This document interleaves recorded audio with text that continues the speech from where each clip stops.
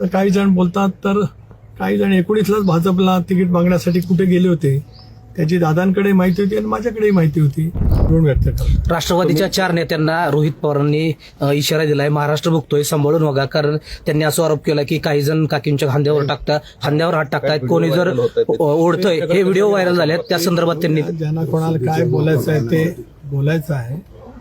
एक बाब नक्की आहे की आम्ही निर्णय घेतल्यावर किंवा त्याच्या आधी कोण कुठे काय काय करत होतं, किती दादांच्या वरती प्रखर शहरी टीका करत होते, हे महाराष्ट्राने सुद्धा अनुभवलेलं आहे, काही नवीन नाही.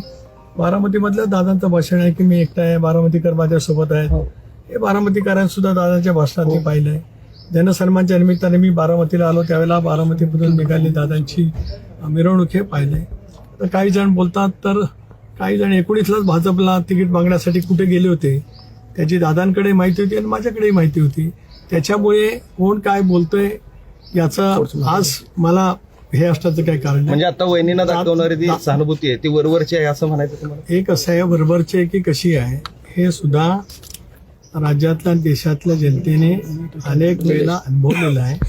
मी ते कुठले क्षण केव्हाचे आज काय या ठिकाणी उद्धृत करू इच्छित नाही, पण गेल्या अनेक वर्षात मी माझ्या परवाच्याच बहिणींनी अध्यक्षपदाची सूत्र हातामध्ये घेतली त्यावेळेपासून म्हणजे 25 सप्टेंबर दादांनी 2012 राजीनामा दिला, तर मला सकाळी बोलवलं, मला सांगितलं मी राजीनामा देणार. मी माझ्या भाषणात बोललो, एक जवळीक विश्वास दादांसारख्या लोकत्व नेतृत्वाचं संपादन करणं ही सुद्धा माझ्या जीवनातली कसोटी होती.